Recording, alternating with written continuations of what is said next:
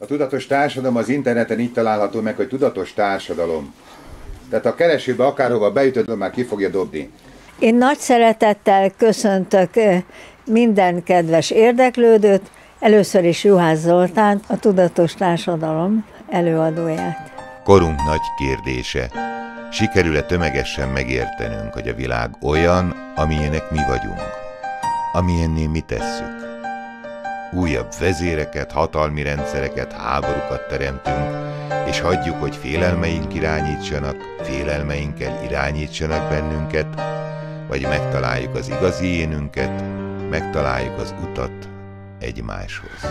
Köszönöm, hogy meghívtatok ide Fótra, köszönöm azt, hogy ilyen sokan eljöttetek, és köszönöm, hogy ilyen érdeklődéssel figyeltek.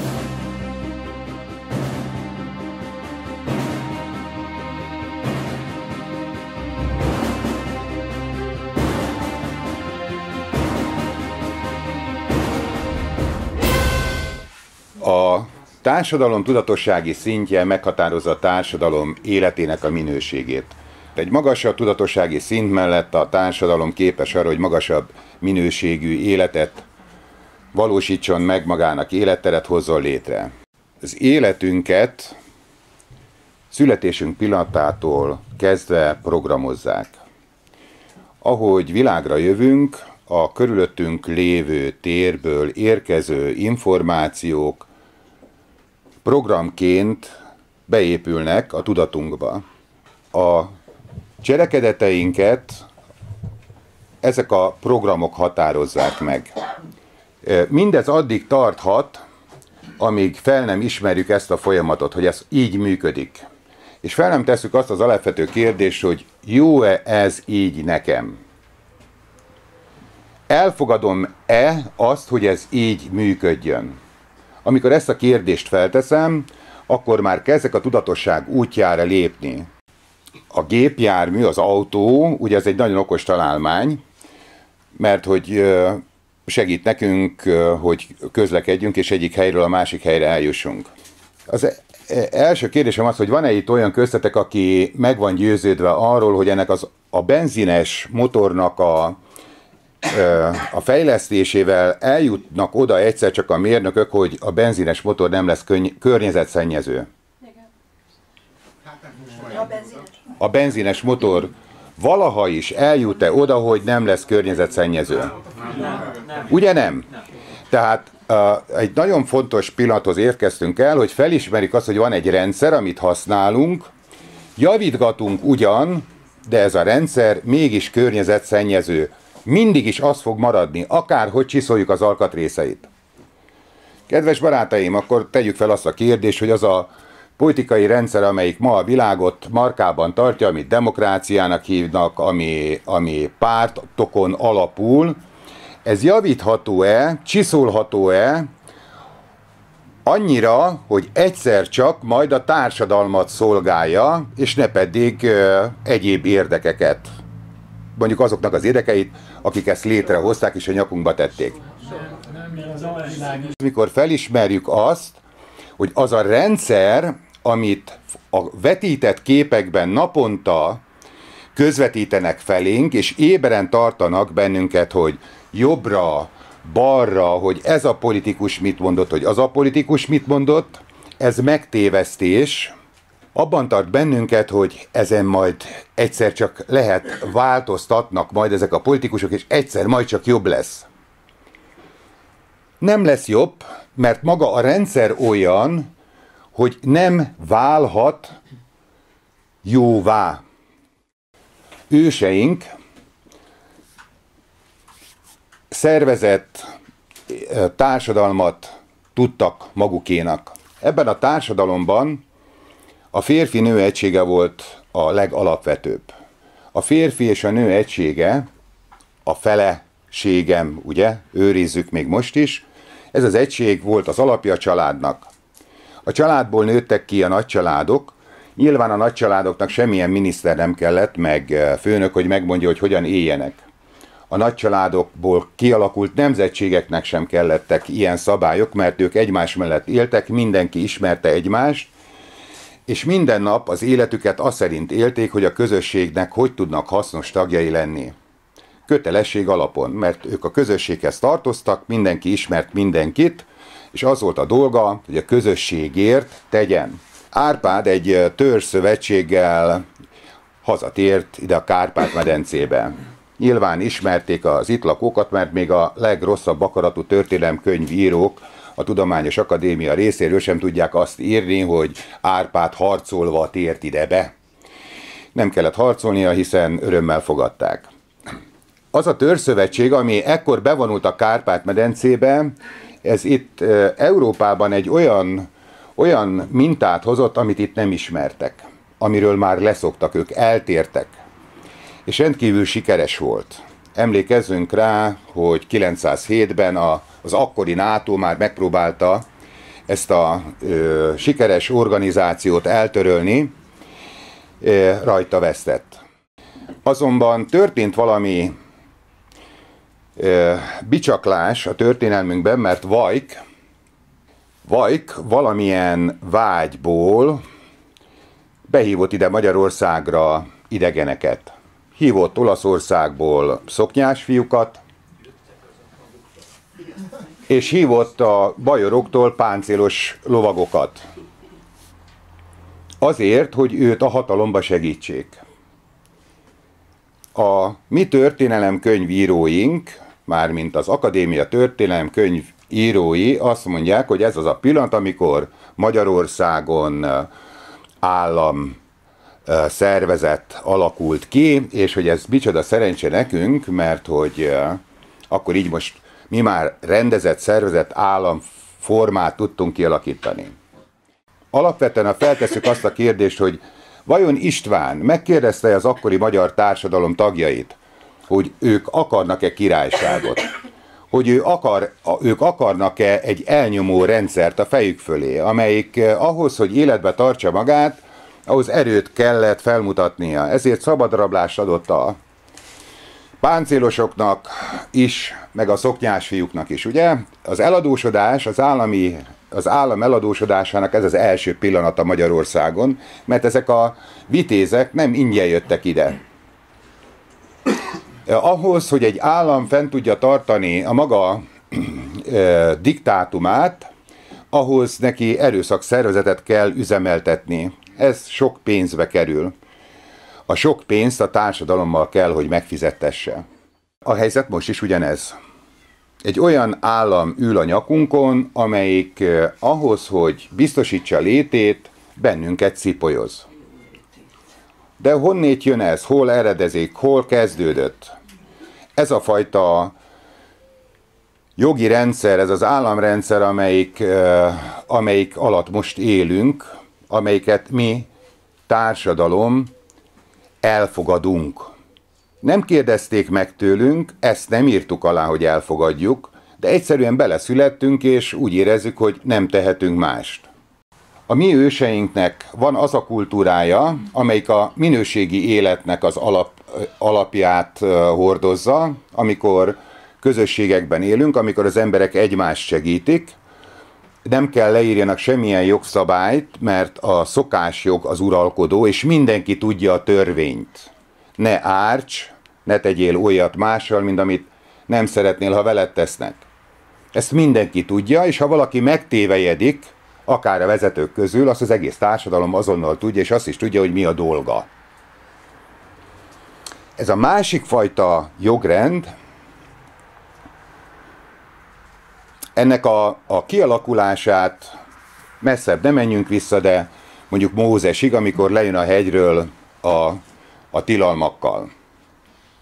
Emlékeztek, biztos tudjátok, hogy ne ülj, így kezdődik. Mózes azzal áll az emberei elé, hogy ő most beszélt egy feljebb valóval, ő ezt Istennek hívja, és ez a feljebb való, akit ti nem ismerhettek, mert ő a kiválasztott, aki beszélt vele, az megfogalmazta a törvényeket, és ezután most ezek a törvények határoznak meg benneteket. Érted? Tehát van az a pillanat, amikor az emberek fölött megjelenik egy erő, és azt mondja, hogy te most már nem a szokásjog alapján, nem a természetjog alapján rendezed az életedet, hanem mi megmondjuk. Valaki megmondja. És azt mondja, hogy ne ölj. De ölhetsz, sőt, kell is ölnöd akkor, hogyha ez a felsőbb hatalom, ez az Isten, vagy ez az isteni minőség téged erre kötelez. Azt mondja Mózes istene a zsidóknak, hogy tiétek Kánaán földje, de öljétek meg a kánaánitákat. Ők szkíta rokon népek egyébként. És öljétek meg a férfiakat, az asszonyokat és a gyerekeket. Hát ha az Isten mondja, akkor ezt végre kell hajtani. Ma nem így megy? Ma nem így megy? Ma is van egy felsőbb hatalom, most már nem Istennek mondja magát, a történelem során ugye a királyok még kezdetben Istentől eredeztették magukat, aztán most már eljutottunk oda, hogy már Isten el is van felejtve. A lényeg az, hogy a kiválasztott, aki 4 évre az arcát és a fizikumát adja, hogy ezt megtestesítse, az mondhatja azt, hogy akkor most ti rohanjatok le egy másik nemzetet, és ott öljétek meg a gyerekeket, nőket és a férfiakat. Ez a feljebb való akkor még egyet mondott ennek a népnek, sokkal többet is, de még egy lényegeset, hogy és gyűjtsetek aranyat. Nem azt mondta, hogy keressetek fel egy bányát, és ott dolgozzatok, ott bányászatok, hanem gyűjtsetek, vegyétek el másoktól. Ez a pillanat, ami az emberiséget elkezdte az életszínvonal típusú álomkép felé vinni, deformálni. Az életszínvonal típusú élet az az, hogy te gyűjtsél, vegyél el másoktól, ne legyél érzékeny sem az élő, sem az élettelen környezetedre, gyűjtsél minél többet, mindegy, hogy mennyi kárt okozol vele, mert neked akkor lesz jó. Ahhoz, hogy te ebbe az anyagi világba sikeres legyél, először is, ahogy mondtam, érzéketlennek kell lenned, érzéketlennek az élő és az élettelen környezeteddel. Aztán végtelenül kapzsinak kell lenned. Tehát, hogy ne tudj megállni. Tehát soha nem mondd azt, hogy elég, nekem nem kell több. Ahhoz azonban, hogy ezt tényleg sikerre vidd, ahhoz még korruptnak is kell lenned. Együtt kell működnöd azokkal, akik ezen a téren már nagymesterek. Érezzük azt, hogy nem jól van, hogy ez az állam, ez nem a mi érdekeinket képviseli. Közel 900 000 családot tesznek utcára, vagy vannak végrehajtás alatt. A mi államunk fedezéket ad a tolvajoknak, a bankároknak, a kalmároknak, hogy kifoszthassanak bennünket. Sőt, az állam szervezet erejét is latba veti, hogy ezt végre tudja hajtani. Miért teheti ezt, és miért tudja ezt sikeresen tenni, kedves barátaim? Ez megint a tudatosságnak az egyik lényeges pillanata. Miért tud az a kis létszámú elnyomó rendszer bennünket ilyen sikeresen kifosztva tartani, kifosztva lelkileg, szellemileg és fizikailag is? Miért tud ilyen sikeres lenni? Azért, barátaim, mert ők szervezetten teszik. Említett Mózes óta eltelt közel 3000 évben, egyre kifinomultabban, egyre nagyobb tapasztalattal, egyre több eszközzel szervezetten teszik. Míg mi, kedves társadalom, kedves nemzet, kedves barátaim, kedves családok, mi ezt hagyjuk, és nem vesszük észre, hogy nekünk is csak meg kellene szervezni magunkat. Mert hogy sokkal többen vagyunk. Sokkal többen vagyunk. Ezért, kedves barátaim, meg kell, hogy állapítsuk, hogy az erő, amelyik a szellemünk, a lelkünk és a fizikai kifosztásunkon munkálkodik most már több ezer éve, az ma már valóban csúcs technológiát használ, és a legsikeresebben teszi. A változás a felismeréssel kezdődik. Hogyha rájövünk, értjük azt, hogy ez nem értünk van, ez nem nekünk való, ez nem nekünk jó, akkor elkezdjük keresni azt a megoldást, ami értünk van.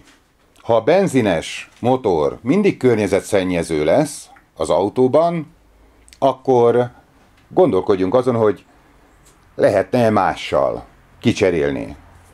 Csak anekdotaként zárójelben, kezdetben nem is így indult, mert hogy Ford előtt ugye csak ilyen-olyan autók készülgetnek. Ford volt az, aki az első tömeggyártásos autórendszert létrehozta, a T-modellt, de a Ford a motorjait tiszta alkohollal működtette. Ezzel szabadalmaztatta, mert hogy abban az időben az Egyesült Államokban minden háztartásban főzték a szeszt. Tele volt ugye mindenkinek a környezete gyümölcsfákkal, potyogott le, főzték a szeszt, ott rotyogott. Kiderült, hogy az alkohollal kiválóan működik ez a motor, nagyon jó a hatásfoka, és nem környezetszennyező. Tehát ebben az időben már a Rockefellerek nagyon nagy mennyiségben termeltek ki olajat.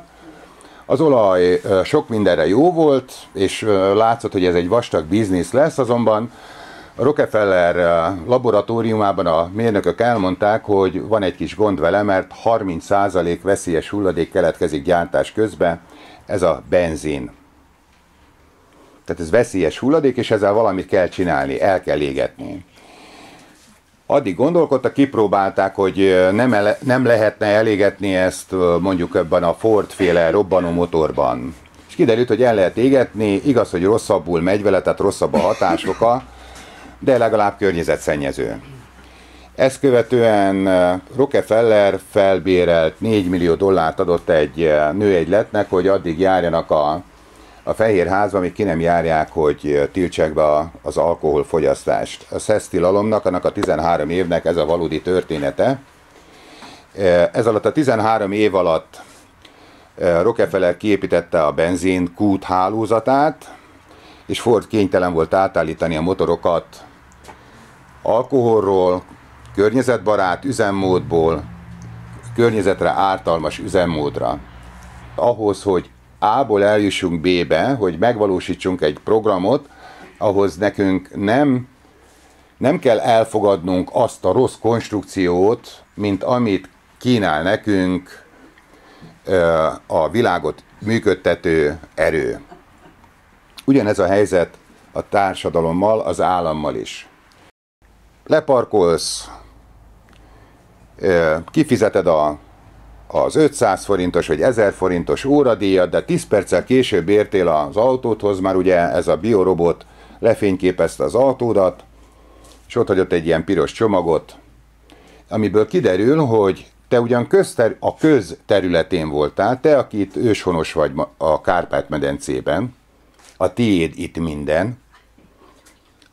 itt minden, közterületen megállsz, még ki is fizetsz egy pénzmennyiséget azért, hogy te ezt a közterületét használtad,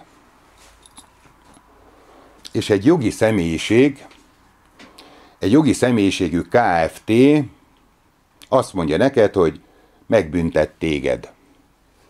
Ha 15 napon belül befizeted 6000 forintra, de ha nem fizeted be, akkor utána 16 000 forint, ha azt se fizeted be, akkor végrehajtásra adja, a végrehajtó hozzátesz még 50 000 forintot, és gondoskodik róla, hogyha vagyonod van, akkor rátegy az ingatlanodra, és addig fog hajtani, míg be nem hajtja. Egy jogi személyiségű Kft. Mi is ez a jogi személyiség? Elsőre nem is tűnik fel. Ez az államrendszer, ez a jogrendszer, a függöny, ami mögött a felelősök, a valódi felelősök elrejtőzhetnek. Azt mondják, hogy jogi személyiségeket hoznak létre, jogokat, meg jogi személyiségeket. Mi a baj a jogi személyiséggel? az, hogy nincsen rajta felelősség. A mi ősi társadalmunkban, amikor egy közösségnek a tagjai voltunk, minden nap rajtunk volt a felelősség köppenye. Felelősek voltunk, és felelősséggel tartoztunk a közösségnek a ránk bízott feladatok elvégzésével, igaz? Ha nem úgy csináltuk, akkor annak a közösség látta kárát, és annak személyesen ez a felelőtlenül viselkedő volt az okozója. És az azért személyesen felelt, és felelősségre is vonták. A jogi személyiségnél másképp működik. Ez ebből a nyugati világból származó rendszer, ez azt mondja, hogy akkor hozzunk létre egy jogi személyiséget, mi természetes személyek, teszünk le pénzt, és megmondjuk, hogy mit csinál majd ez a vállalat. És a továbbiakban semmilyen felelősségünk nincs. Hallottátok, korlátolt felelősségű társaság. De ugyanez a helyzet a részvénytársaságnál is. És most ne a saját kis pici Kft-dre gondolja, amelyikben te vagy az alkalmazott is, meg az ügyvezető is, mert az csak arra jó, hogy fejjenek, hanem azokat a cégeket nézd meg, akik itt fosztogatnak ki bennünket. Nem tudjuk, hogy kik a tulajdonosuk, de nem is vonhatjuk őket felelősségre, még ha tudnánk is, mert ők nem tartoznak felelősséggel azért, amit a jogi személyiség elkövet. A korlátot azt jelenti, hogy amennyi pénzt belerakott, annyi felelőssége van. Ha elbukik ez a jogi személyiség, akkor azt a pénzt elvesztettem. De semmilyen további befizetése nem vonható, bíróság elé nem állítható azért, mert mondjuk ez a Kft. Olyan terméket állított elő, ami járványt okozott, vagy egy csomó ember életét tönkretette. A tulajdonosok ezért nem felelnek. Mi a helyzet az alkalmazottal? Mert hogy a társadalom ahhoz, hogy tagjai, hogy megélni tudjanak, hogy ki tudják fizetni a vízdíjat, megint ez is milyen vicces, gondolj bele, itt vagy a Kárpát-medencében, 10 000 éve, vagy 40 000 éve, és akkor egy idegen cég, egy korlátolt felelősségi társaság oda teszi neked a számlát, hogy fizess ki neki a vízdíjat. Mintha ő állítaná elő a vizet. Vagy az áramdíjat. Vagy a gázdíjat. Na tehát mi kénytelenek vagyunk elmenni dolgozni valahova. Miért megyünk el dolgozni? Azért, mert fizetést kapunk. Tehát akkor mit csinálunk, hogy vagyunk a felelősséggel? Nincs felelősségünk, ugye, mert mi bementünk egy cég ajtaján, ott felvettek bennünket, és megmondták, hogy mennyit fognak fizetni a hó végén, és megmondják azt is, hogy nap mint nap mit csináljunk. És ha ezt csináljuk, megkapjuk a fizetésünket. Nem gondolkodunk rajta, hogy mit csinálunk.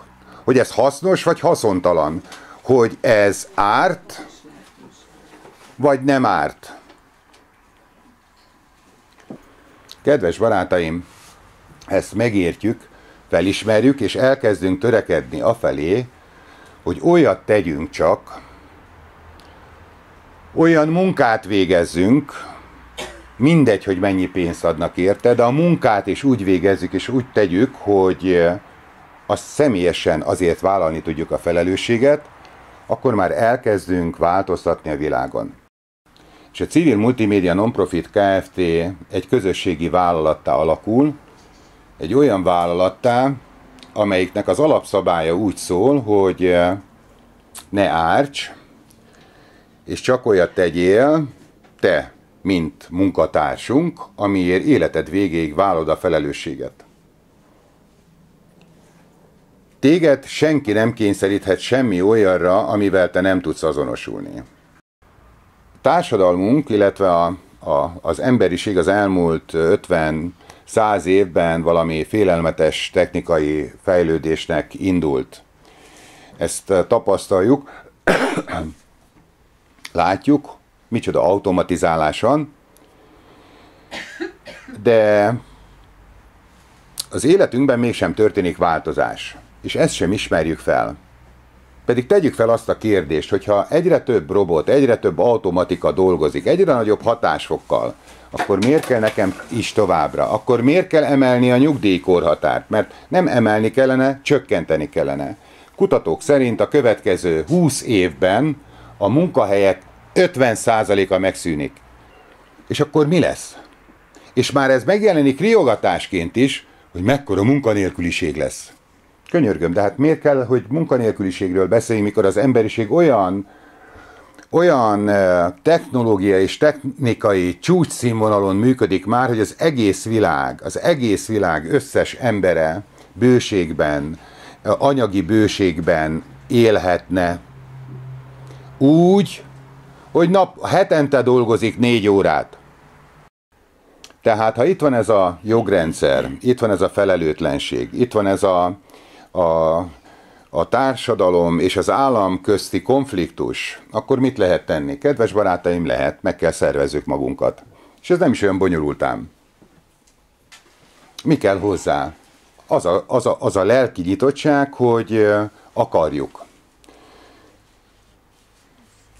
Hogy ne azok szerint, a panelek szerint éljük, vagy kezdjük el ezeket a paneleket magunkban feltérképezni, és tudatosan kezdjük el lebontani, hogyha ahogy gondolkodtunk eddig, vagy ahogy gondolkodtattak velünk eddig, az ide vezetett, és ezt már látjuk, hogy ez nem jó, akkor most fordítsunk rajta.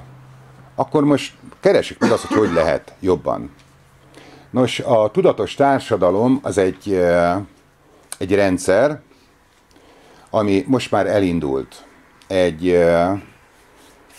olyan eszközrendszer, amelyik képes lehet arra, hogy a társadalmat átvezesse egy másik világba, amit hívhatunk úgy, hogy szerves társadalom, vagy szeretet alapú társadalom, de mindenképp egy olyanba, amelyik emberi, amelyik bőséget biztosít a tagjai számára, biztonságot is, amelyikben az ember emberi életet élhet, ahol megvalósulhat a boldogság, nem egy-egy pillanatra, hanem állandósultan.